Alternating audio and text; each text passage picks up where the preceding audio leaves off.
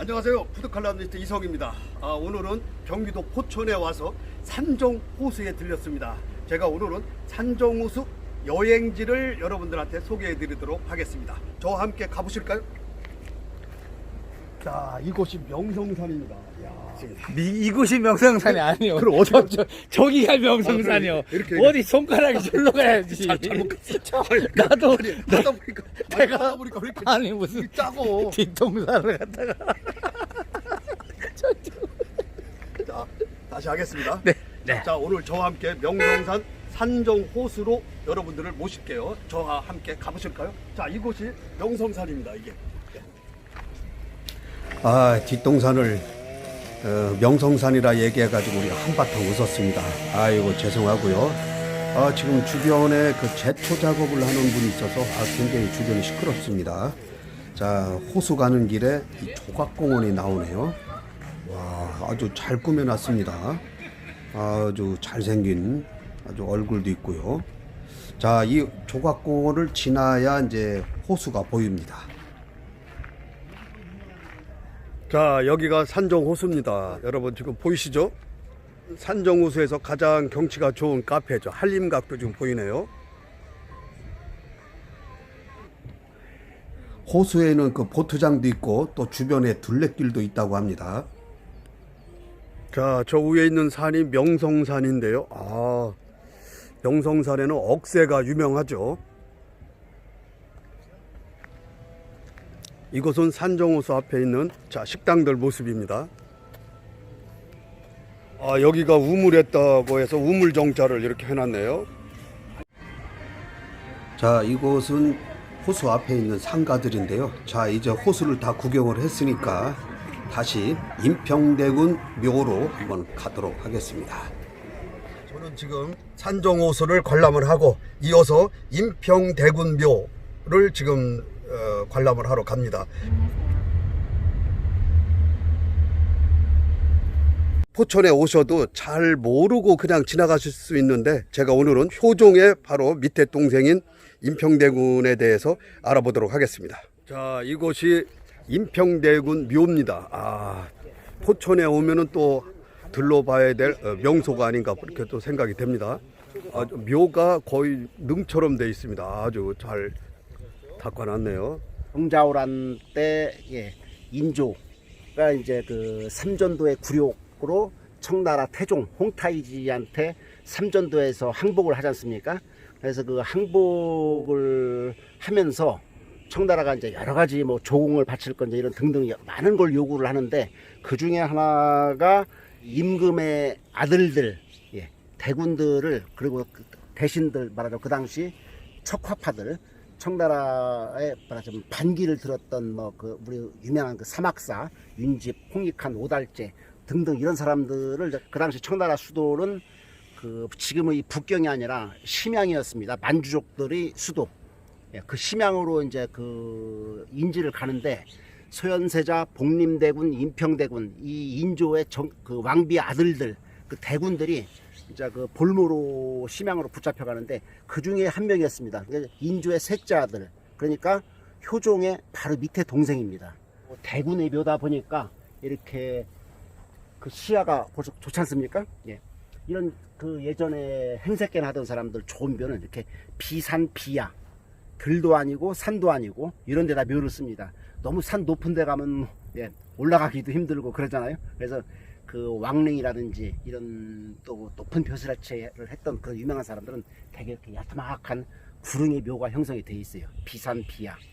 그래서 뒤에는 이렇게 산으로 이렇게 병풍처럼 또 뒤 동서 이렇게 둘러싸고 있고 앞에는 조망이 좀 터져 있고 이런 곳이 명당이라고 합니다. 이것도 인평대군 묘인데 여기 이제 특히 유명한 게 이 앞에 있는 그 신도비가 있지 않습니까? 저거 이제 신도비예요. 그 밑에는 이제 저런 비 형태를 귀부 이수 형태의 비라고 합니다.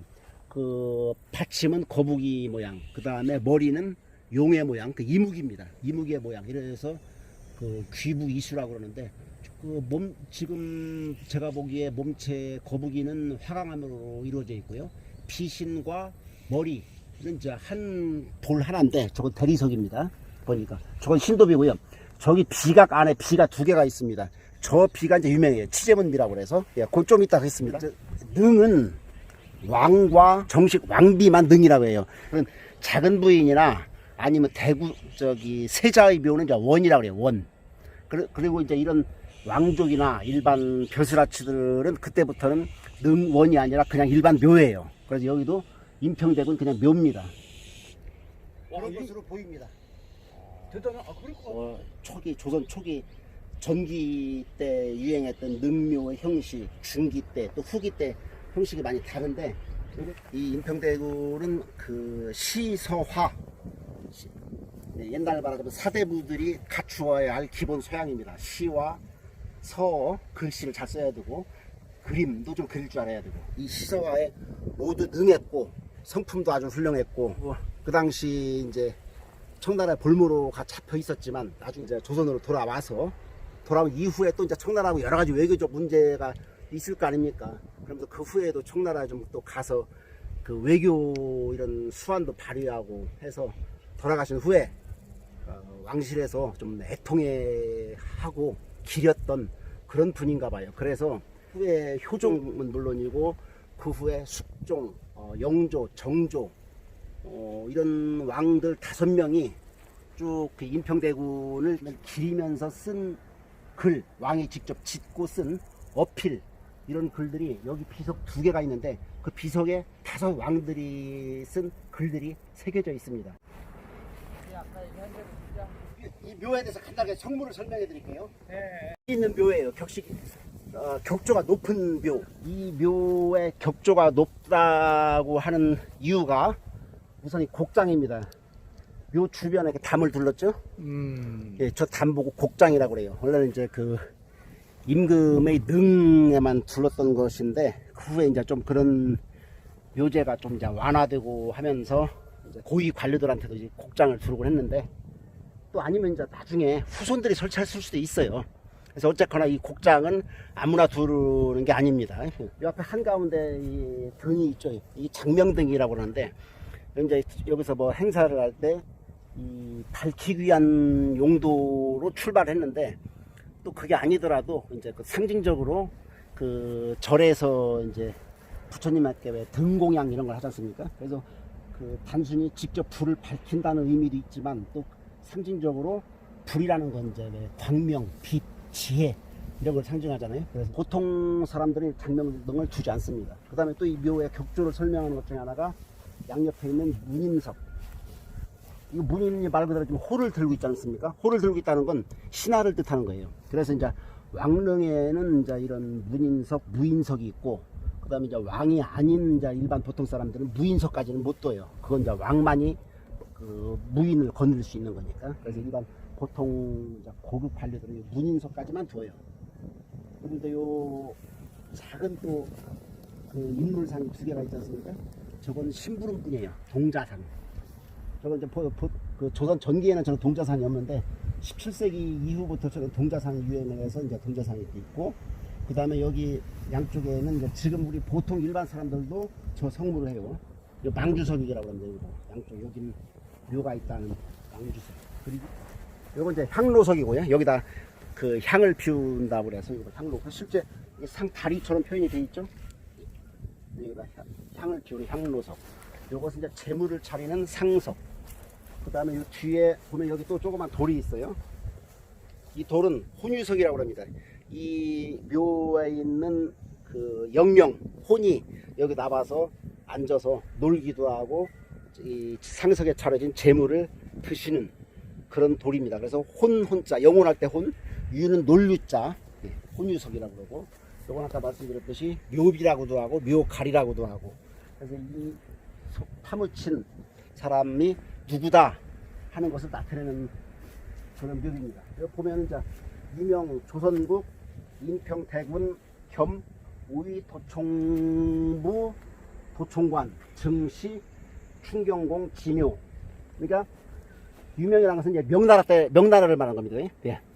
우리가 보통 쓸 때 왜 뭐 대한민국 충청남도 공주시 뭐 무슨 하듯이 그 당시에 관례적으로 조선이 이 명나라라는 그 명나라의 그 큰 세계관 그 안에 포함되어 있다는 그런 걸 뜻해요. 예. 명나라 그 당시 세계관에 있던 조선의 인평대군 그리고 겸 오이도총부 도총관, 이것은 그 오이도총부는 이제 무 쪽입니다. 그래서 상징적으로 예, 이 사람 문 쪽으로는 이런 벼슬이고 무 쪽으로는 이런 벼슬이고, 그래서 오이도총부의 최고 벼슬인 도총관을 지낸 사람이다. 상징적으로 그런 직책을 주는 거예요. 이제 그 왕족 대군이기 때문에.